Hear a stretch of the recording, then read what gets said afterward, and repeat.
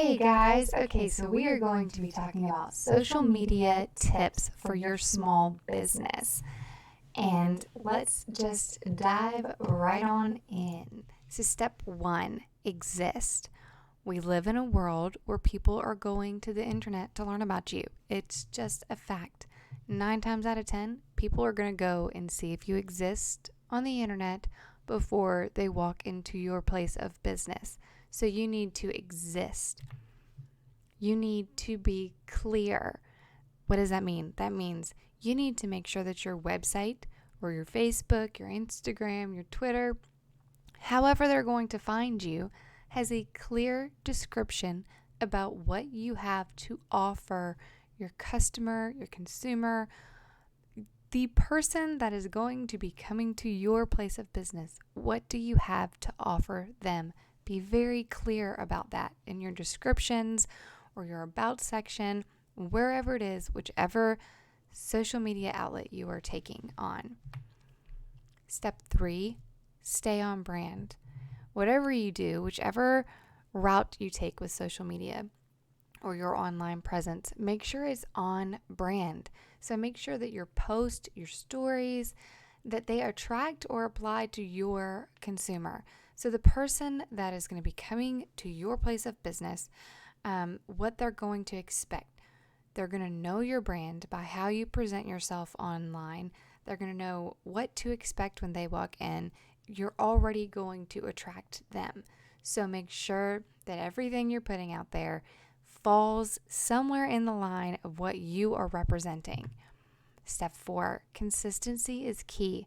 Show up every day on your social media account. Be present.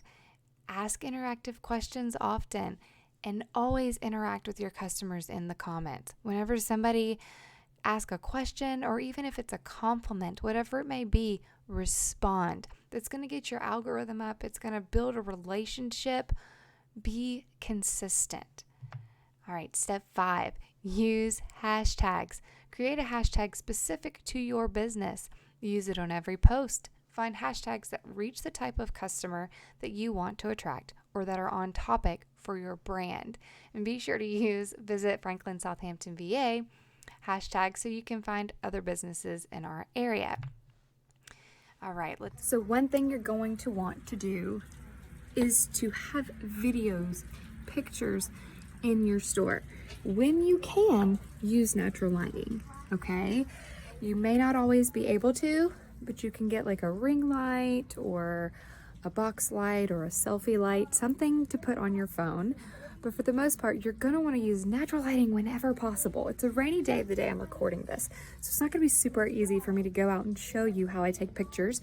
So I'll probably do a separate video later. But do you see that change in lighting? So here I'm facing outside, even though it's raining, okay, and overcast. And I'm gonna turn gently to the inside. Do you notice the lighting change? Okay, so natural lighting is always best and most accurate when you're displaying colors of your product, okay? It's gonna show so much better. Wow, that's a pretty accurate description of that color. But always use natural lighting. When taking pictures, I usually turn my live off if you have an iPhone.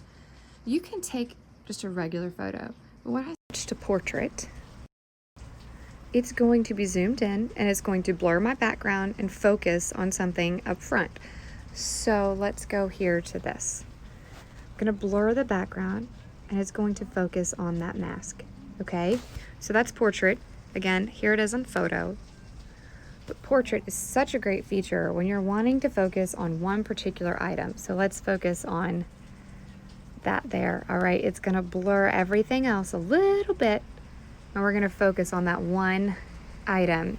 I love portrait mode. Let's come over here and just check. Put you in regular photo while you're walking. All right, let's focus on these shoes. Here's my regular picture. I'm gonna go to portrait, and it is going to focus on my pair of shoes and blur the background. That way, the focus that I want the picture to be drawn to is going to be on a specific item or person or place or thing. And there you go. All right, guys, so on that last little clip, you saw in the text that it said to use filters to make your feed consistent. So what that means is sometimes you're going to want to slip some filters on your pictures. It doesn't mean that you're going to drastically change. You don't want to change the colors and the concept of what you're sharing too much. But you do want your feed to be cohesive and to flow.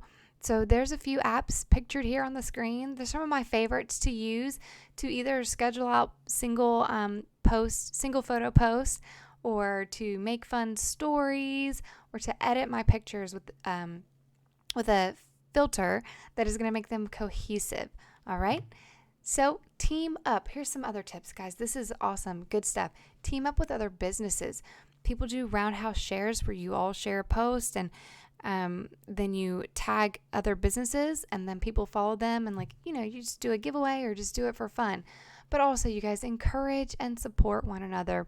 Share each other's posts and stories, especially if you think it's something that your clientele would enjoy or appreciate. You guys, we rise by lifting others. So remember to always use the hashtag Visit Franklin Southampton VA and encourage each other. Share, especially if it's on brand for you and your business, share it. Or even if it's another business that you love to frequent yourself. All right, special thanks to Ashlee and the Cat's Meow for sharing their tips and pointers with all of hashtag Downtown Franklin VA and Visit Southampton VA. And please be sure to follow Visit Franklin Southampton VA. Make sure that you're following. Tag Franklin Southampton VA in your post and your stories. And remember to use the hashtag.